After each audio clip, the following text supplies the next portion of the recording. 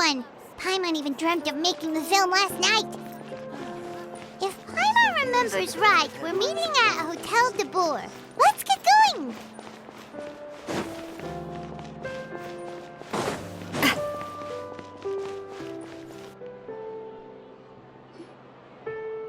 Ayaka! Yoimiya! You're already here! Good morning. Xavier said yesterday afternoon went well. Yeah, and how about you, Ayaka? What were you up to yesterday? After we split up, Ayato went to see Udex Nervillet at the Palais Mermonia. I was originally thinking of going with him, but he said he could manage it himself. He told me to go see the sights around Fontaine and to enjoy the local culture. So I rode the aquabus with Yoimiya and visited the Opera House on Aranias Island. Yeah, you wouldn't believe what we saw there! 2 mechanical puppets that were dancing together! You've already seen them, right? Yeah, those two! Amazing, aren't they? We sat and watched for quite a while. It was mesmerizing, like we could keep watching them forever. Oh, it was the same for us the first time we saw them, too! Afterwards, we went swimming at the beach! Well, diving, to be exact. It was the first time I ever breathed underwater! I held Ayaka's hand and we counted down together. 3, 2, 1, and then splash! We were beneath the waves.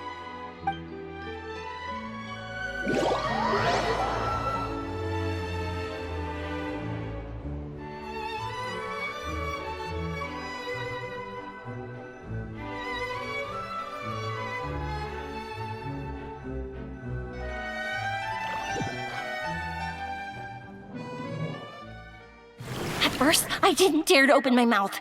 But once I couldn't hold my breath any longer, I decided to take a big breath in. Turns out the water wasn't as salty as I imagined. It didn't really taste like anything at all. Before I knew it, I was breathing like normal down there. It was an amazing feeling. Ayaka said I was too nervous and needed to loosen my grip. She got used to everything way faster than I did.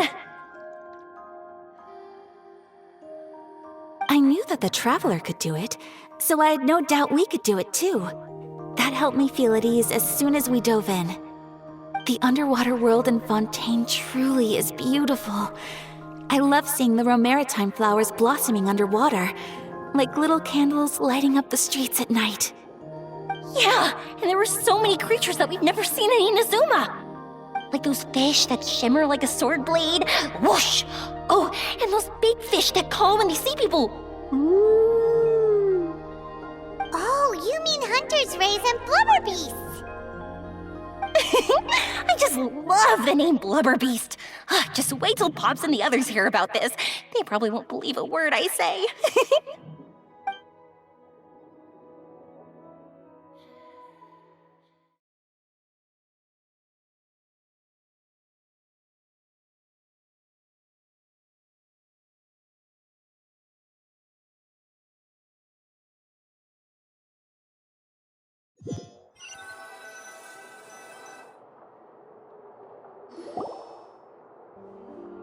Yoimiya was down there for quite a while. It was dark before we finally rode the aquabus back to the city. I figured she'd want to sleep in today. Yeah, even I was worried that I wouldn't be able to get up. I still felt like I was drifting in the waves when I went to sleep last night. But as soon as I woke up today, I remembered that we'd all be shooting a film together, and I was ready to go.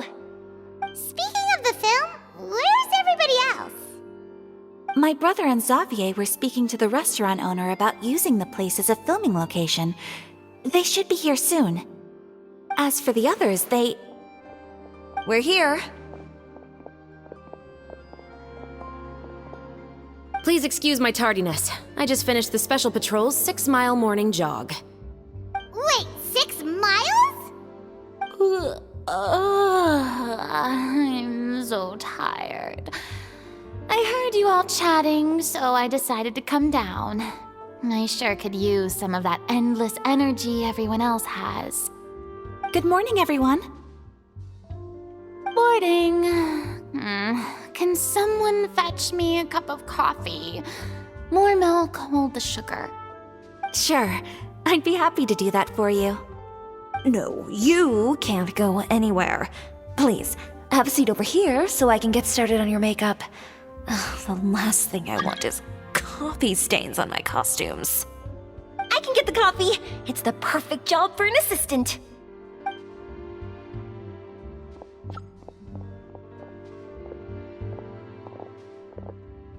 So much energy. Seriously, what's her secret? Oh, Yoimiya's always like that. But you sure look exhausted, Farina. It's because you're not used to waking up so early, huh? Of course not. I spent the whole night reading the novel from cover to cover, marking sections that either need to be omitted or adapted. Wow, Paimon didn't expect you to be so thorough. Well, I was the biggest star in all of Fontaine after all. It takes more than just a pretty face to earn a reputation like that. I know how to get serious when the situation calls for it. I went all out when I was acting as an Archon, so why wouldn't I do the same for my own life? Here's your coffee, Director Farina.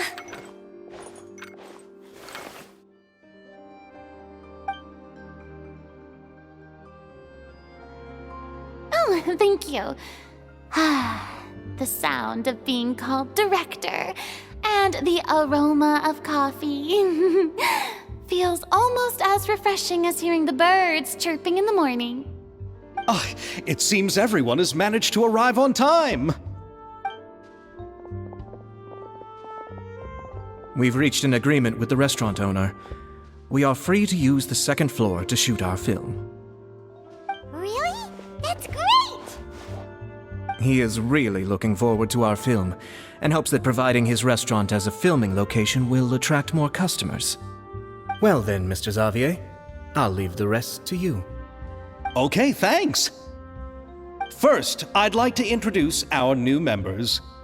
This is our prop manager, Veronique. She'll be in charge of all the film's props and items. And this is Bonneau, our lighting technician. He'll be in charge of lighting and illumination to set up each scene's atmosphere. Wow, sure feels like we have some real professionals joining the crew now. First of all, please allow me to first express my sincerest gratitude to everyone in the crew. When my investor informed me yesterday that he wouldn't be able to provide the funds, I really thought that this was the nail in the coffin for this film. I had no idea that I'd find so many people willing to help me on such short notice. Thank you. Thank you all from the bottom of my heart.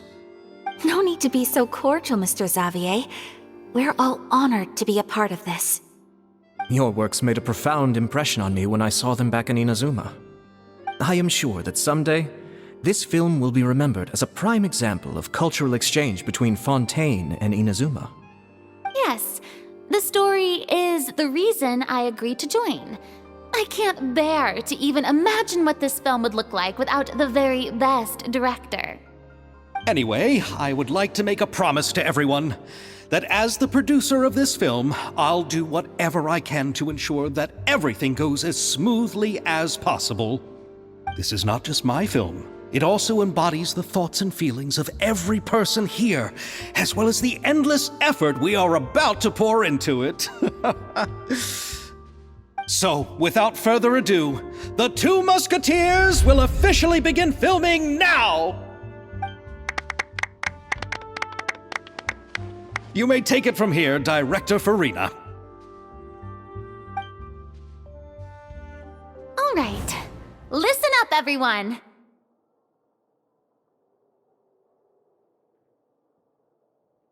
The first scene takes place when the two young musketeers are living at the Baron's home, still unaware of all that is about to happen to them. We'll need props and lighting to set the scene. Our lead actors can go get their makeup done, and extras, please take this time to go over your positions. Whoa, seems Farina's really kicking things into gear as the director. Is everyone clear? I don't want anyone traipsing around the set like umbrella finches. All right, cameras will start rolling as soon as the set is ready. Let's make a film that'll make some serious waves in Fontaine. Not the kind of waves that drown people. I mean, the good kind of waves. Seems like she's still a bit traumatized by that. Anyway, let's go see if there's anything we can do to help.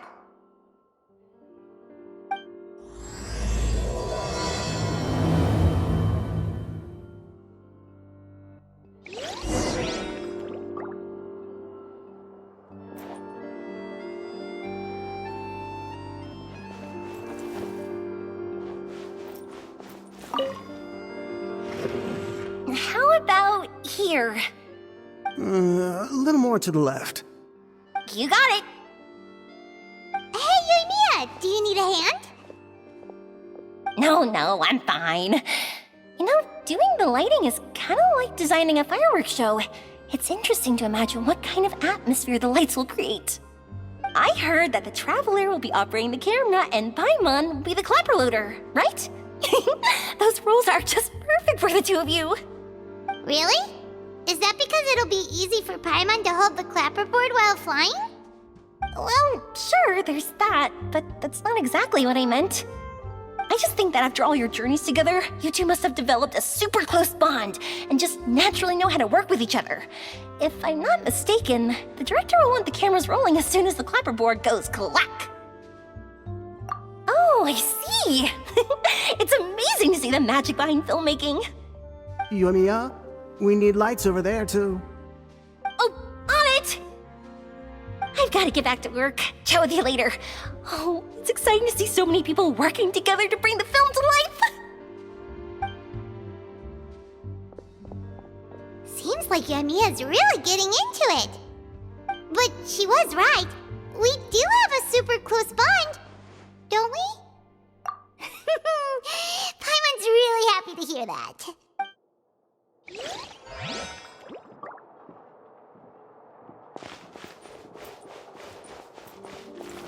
I'm so annoyed.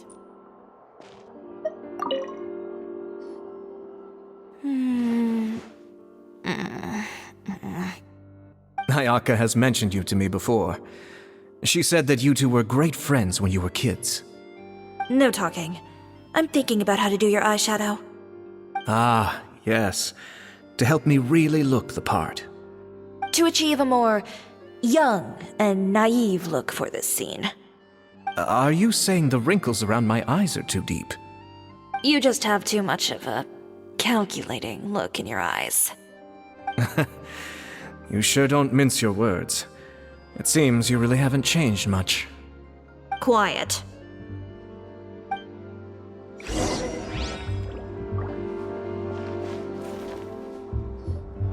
So, this is a real musket? No, it's just a prop weapon. Not bad. Have you seen a real musket before? Only in books and newspapers. I made this one based on the relative shape and proportions I saw in reference images. When we're filming, some special gunpowder will be applied around the muzzle, which will help create the flash and smoke effects of a real gun being fired. Which means it'll be up to the actors to portray the recoil. That's right. The sound effects for gunshots will also be added in post-production. Thank you, Veronique. I think I know where to start now. However, the musket's gears and firing pin could still use some work. Adding some wear on the metallic components will make them appear more realistic. Also, be sure to rub the muskets with some oil each time before we start shooting. That'll give the impression that the firearms have been well maintained. Good point. You seem to know a lot, Miss Chevres. I assume you use these types of firearms on a regular basis? Yes, I perform routine maintenance on my weapons every day. Just like we as people need to eat and sleep, muskets need to be cleaned and maintained. I also perform similar care for my sword every day, and familiarize myself with its shape and weight, to the point where it feels like a natural extension of my body. Yes, this way, our weapons will never betray us in the heat of battle. Yes, well said. It seems we have the same philosophy on this topic. Oh, sounds like they found a common interest to talk about. Though these props differ from the muskets I use, I can still give you some pointers. Good. I look forward to your instruction. First and foremost, never point the weapon at anyone, regardless of whether it's a real or prop weapon or whether you're holding it or it's on the table. This holds for any time when you're not actively engaging an enemy. Okay, understood. When aiming the musket, extend your arm so that it's level with your shoulder and use your eye to look down the weapon's sights. Like this? Not bad. Now, try saying your lines. This is the end of the road for you. Good. Now turn your body a little. That way, you'll give your enemy less of a target to work with. And relax your shoulders. Here, allow me to demonstrate. This is the end of the road for you. Huh. Excuse me, Miss Chiori. Director Farina, there's something I wish to discuss with you. Oh? What is it? Like this? Yes, much better. What do you think? I do see your point. But are you sure you wish to do this? I believe it would be most fitting. Well, if you insist. All right, I understand. Miss Ayaka, Miss Chevres, could the two of you please come over here? Huh? What's going on? Are we gonna start filming now? Let's go see. What is it? I have a question for you, Miss Chevres. Would you be willing to play the role of a musketeer? What? To clarify, I would like to turn over my role to Miss Chevres. But brother... Don't worry, Ayaka. I actually view this as a good thing. I was becoming troubled trying to set aside some time to speak to the staff at the Palais Mermonia. I would like to have some conversations about the cultural exchange between our two countries, and I've heard that the bureaucratic process here can get rather complicated. Now, I will be able to focus on my work. Besides, you also know that I'm not really one for public performances. Are you really sure? From a director's point of view, I also felt like the relationship between the two musketeers in the original story could be improved. The older brother in the story plays the lead role with his overbearing character, but this causes his character to overshadow that of his sister, and the theme of the two supporting and relying on each other isn't conveyed very well. But if we were to change the siblings to two sisters of a similar age, then that aspect of the story might come through more clearly. Also, I've seen you instructing Ayaka. That cold and dignified personality is exactly what we need for the older musketeer. Of course, even with all these insights, the decision should still be made by Miss Chevres.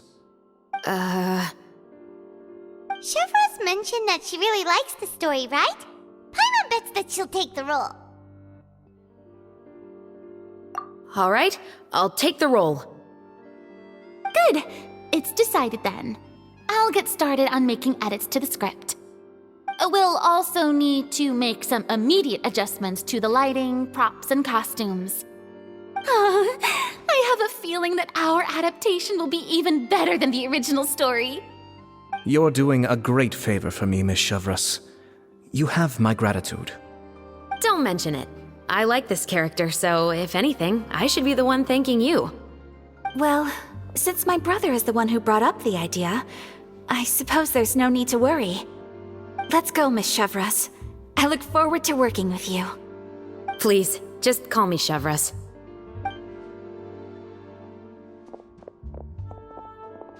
Seems like you're really going out of your way to solve the problem I was having with your makeup. Surely you jest, Chiori.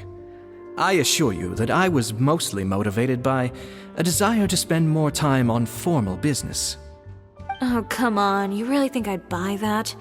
According to what I've heard from Ayaka, her brother is someone who can juggle 10 different matters at the same time. I'm sure you have other reasons for backing out. Perhaps. Ayaka always said she wanted to go out and see more of the world, just like the Traveler. But I feel that she needs not only to see other nations, but also to make some different kinds of friends. I think it would be harder for her to make new connections with me constantly by her side. I would like to give her some space. Alright, go on. Spoil her some more. Ayato! It's too bad you're stepping down from the role. Paimon really wanted to see you act as a musketeer. No need to poke fun at me. I'd wager that you also felt that I wasn't the best candidate for the role.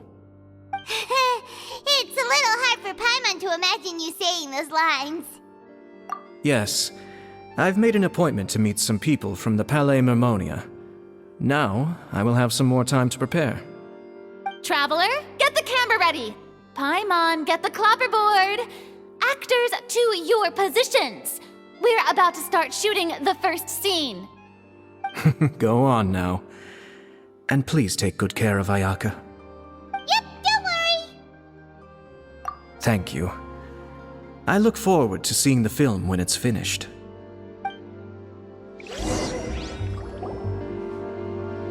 All right, now that we're all here, let me help set the scene for everyone.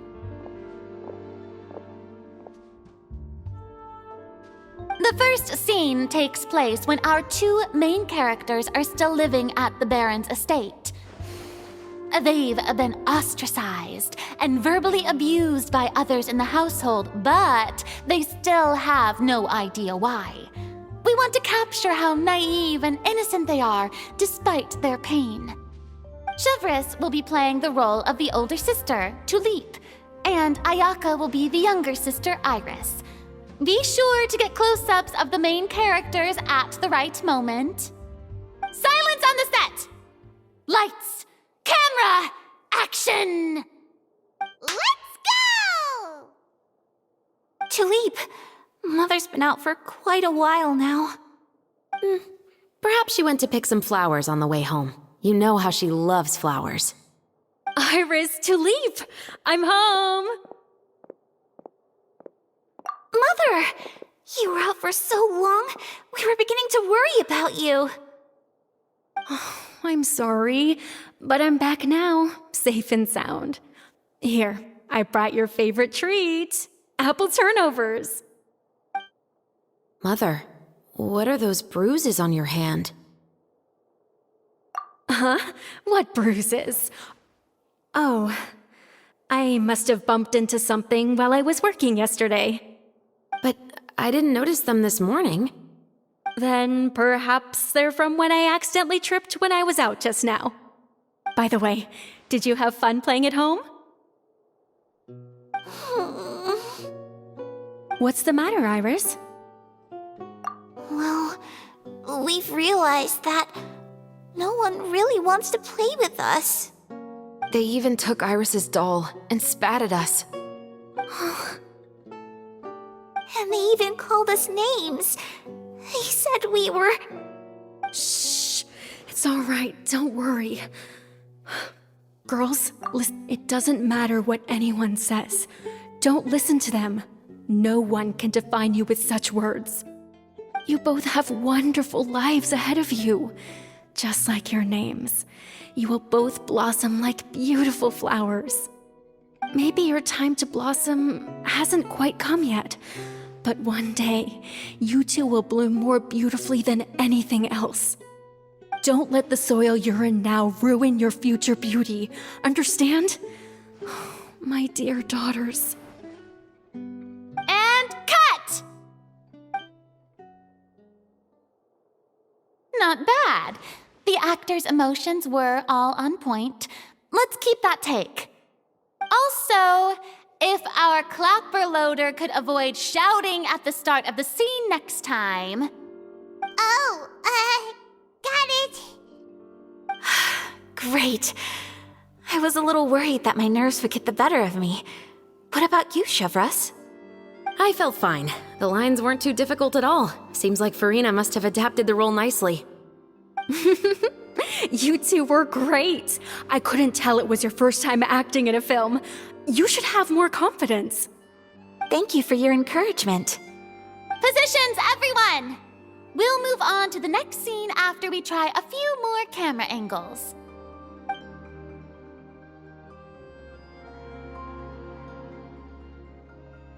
This scene is when our two characters return home, only to discover their mother has been murdered. Ready? Lights! Camera! Action! Mother, we're back! Mother?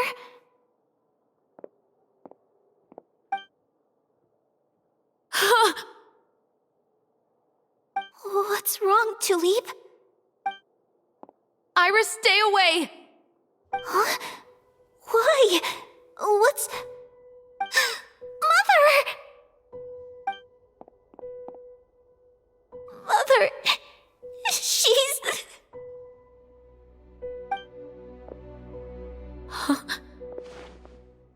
There's poison in this cup.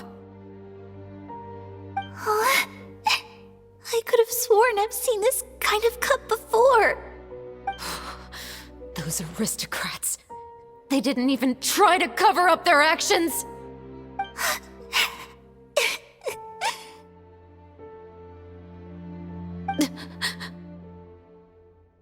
Iris, we need to leave this place. Leave? But now that Mother is gone, where can we even go? Anywhere. All I know is that we can't stay in this house. But are we just going to let them get away with this? We'll have our revenge, I promise you. Just not right now.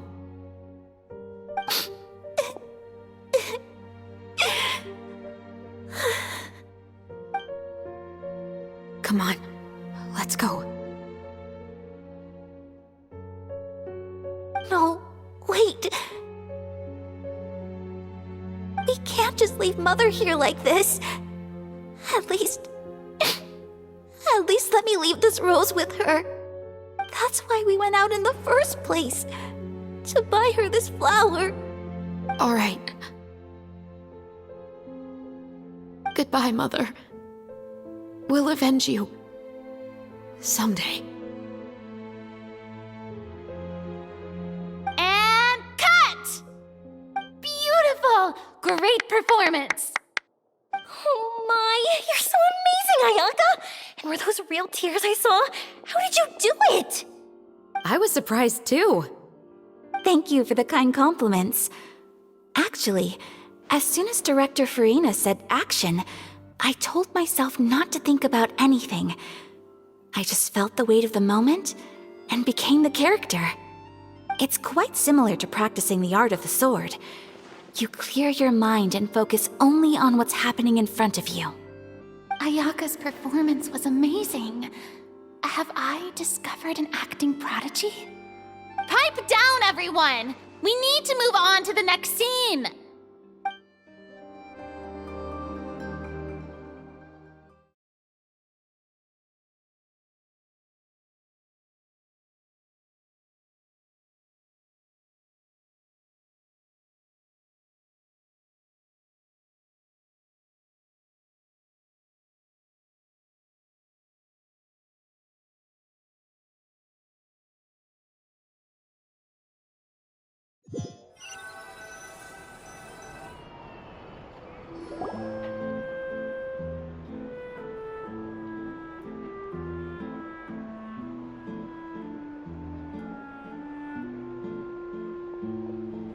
Huh?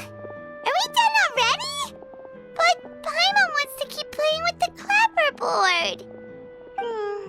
How do you feel, Traveler? Is your arm sore from holding the camera all day? Good work, you two. You too, Shivers. You were quite the actress today.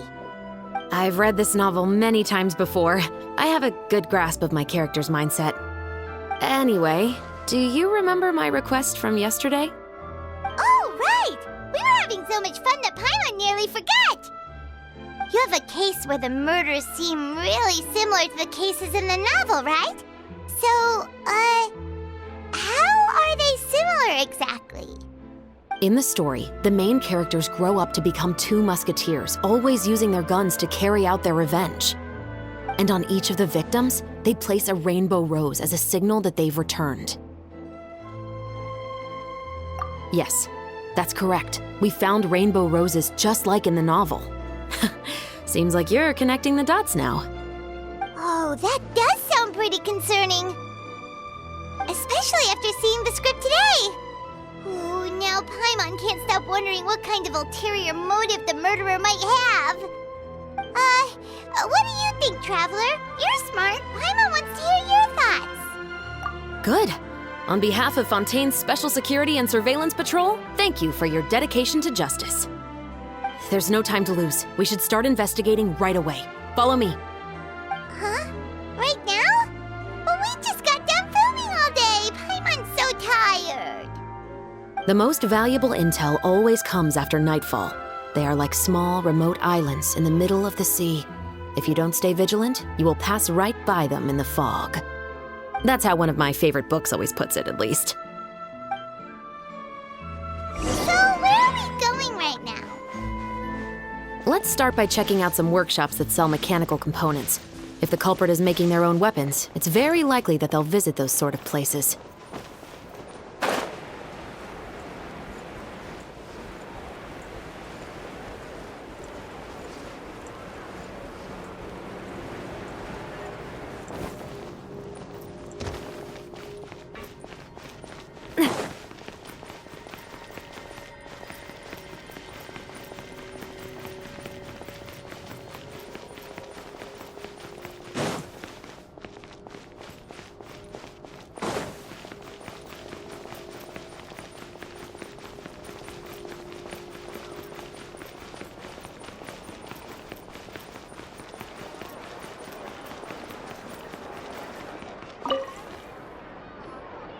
Welcome to Le Show's Clockwork Workshop. How can I help you?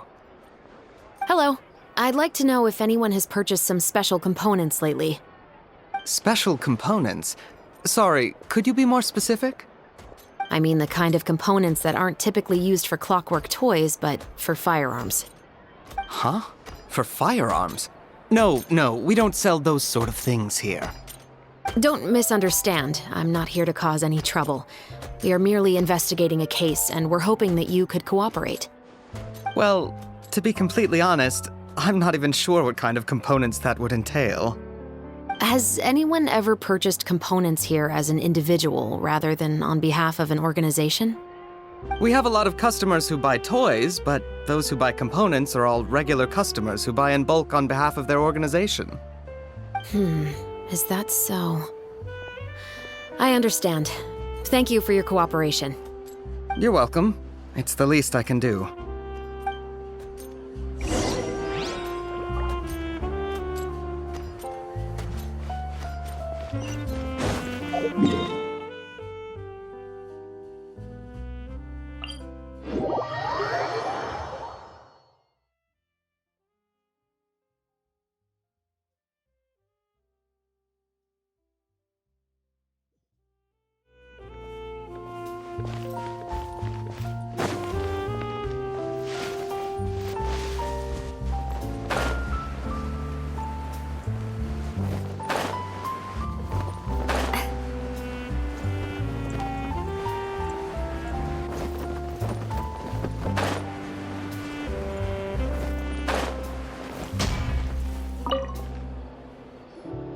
Oh, hey, Chevris. Run out of oil for your musket again? Hello, Estelle. I want to know if anyone has come to your shop recently to order some firearm components. Oh, is this another case? Let me think. I don't think so. Some people have requested that I make some prop guns for the Fontanalia Film Festival, but I refused all of those requests. Oh? Why's that? Because there's no profit! I only make things here that can do some real heavy lifting. I don't have the energy to make some new molds just for the festival. Then has anybody come specifically looking for mechanical components? Well, I usually sell off my scrap to the fleuve cendre. I don't typically give them to one specific person. I understand. Thanks for your cooperation. Don't mention it. Always happy to have the Musketeers' patronage. Seems like we haven't found any leads to go off yet. Yeah, unfortunately. All right, let's head to Fleuve Cendre next. Huh? Are you sure? People might not be so thrilled to see the captain of the special patrol there. You think so, huh? Then I guess you don't know. Huh? Know what?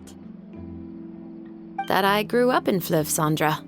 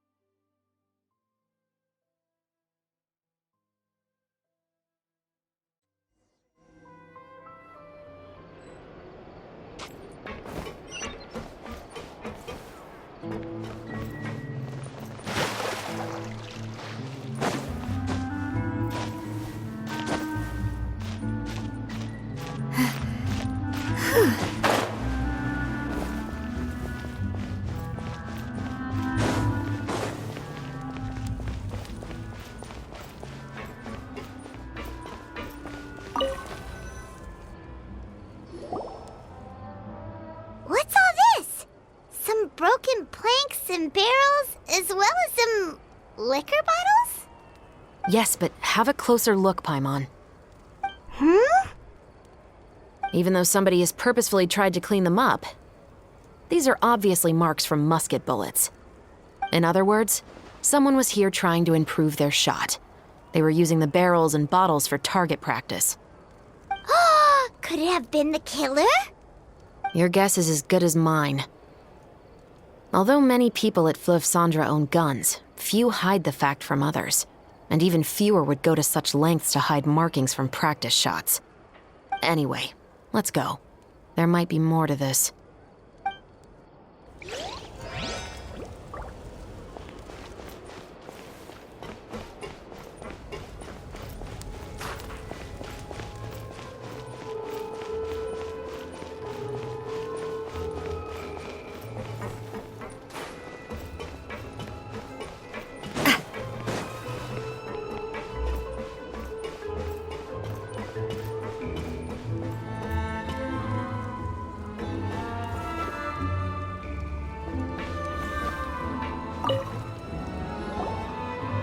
Hello, I'd like to ask some questions.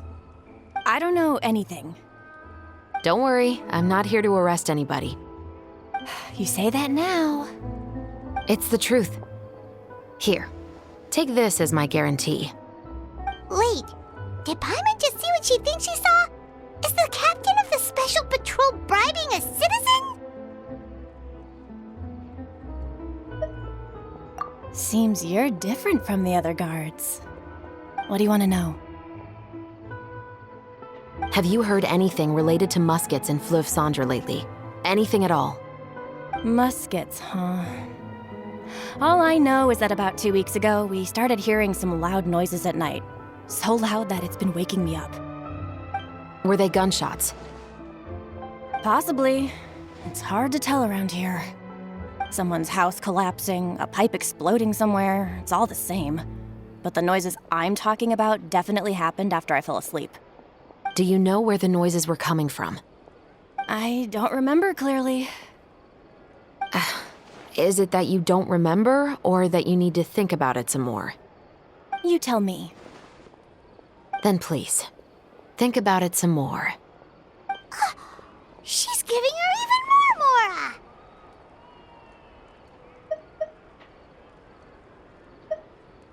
The noises came from the end of the Southern Waterway.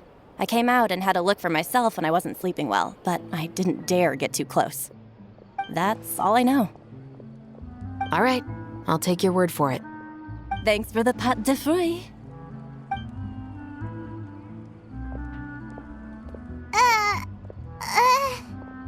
No need to be surprised. I grew up here, remember? I know how to get people around here to talk. My apologies, I'm all out of sweets. Though I do have some other tempting snacks in my custody. Fries, fried chicken, and even onion rings. But taking care of junk food is my responsibility.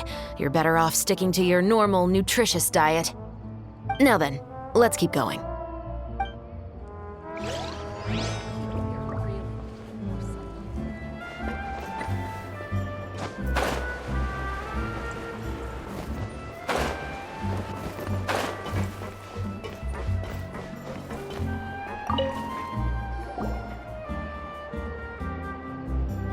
It's been a while, Tetro.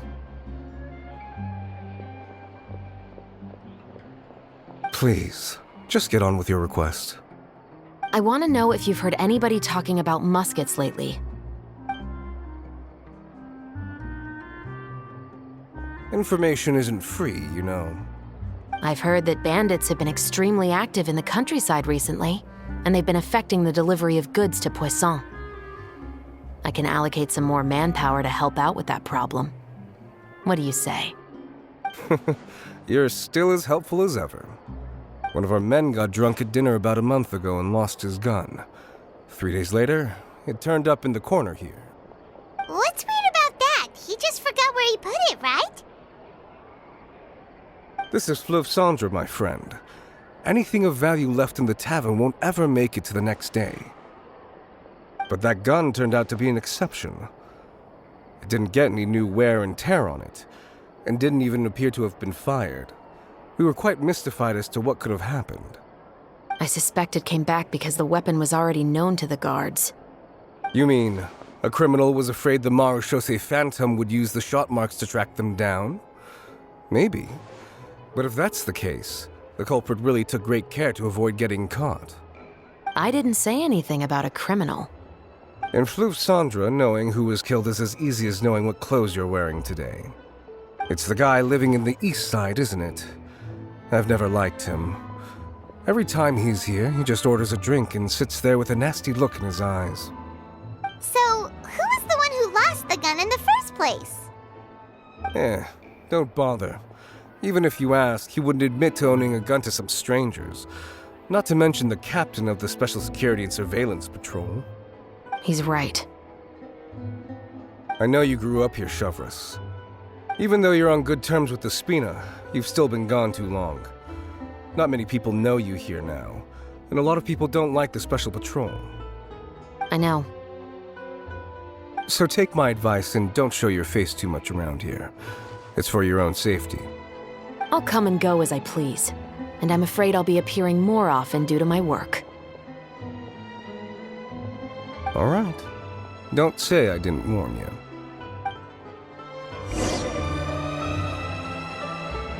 Seems like that's all we'll be able to uncover for today. Paimon feels like we managed to learn a lot more here than up on the surface. Yes.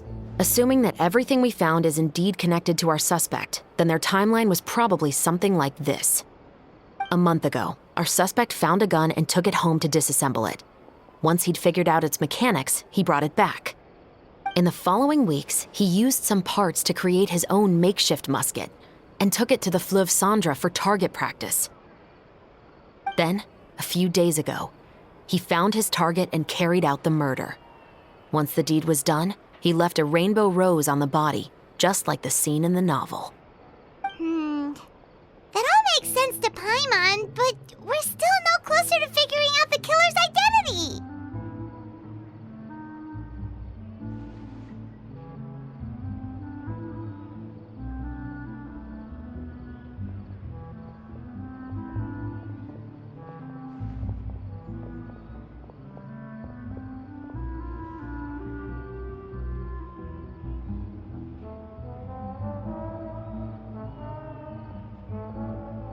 The deceased was a resident of Fleuve Cendre. It said that he was a poor, solitary man. Yeah, that's also something I'm trying to figure out. If we are indeed following the novel, and there's a story behind the murder, then this murder should be an act of vengeance. But according to our investigation, the deceased didn't have any enemies. He was no saint, but no one's heard of a rival who hated him enough to shoot him dead, much less care to leave a rose on his body. What message is the killer trying to convey, and to whom exactly? We've thoroughly investigated that possibility. He claims to have spent the whole day at the Opera House on the day of the murder, and the staff there have confirmed his account. Okay, so he has an alibi. Not only that, he lacks a credible motive as well. He has a family of his own, and both of his parents are still alive. I've looked into his records. He was adopted at the age of 6, and all the proper procedures were followed. There are also records of him at an orphanage before then. In the story, the mother of the 2 musketeers was murdered after the children turned 10. Of course, he could have changed the children's ages, but I don't want to assume anything without evidence. More importantly, I've also had a chat with him in person. He didn't seem like the kind of person who would pull the trigger to kill a man. Then, what should we do now? We have all this new information, but it doesn't help us move forward. Investigations take time. I didn't expect us to catch the culprit in just a single day. How about this? Let's spend the next few days filming with the crew. We can continue the investigation once we're done with the film. I'm sure that given time, new leads will present themselves. Wait, but weren't you saying Intel is like small, remote islands in the middle of the sea just a moment ago? Wouldn't you just miss them if you were to stop looking? Ah, but the book had more than one reference to the islands, Paimon. Oh? What else did it say then? As long as you spend enough time sailing through the fog, you'll eventually come across an island.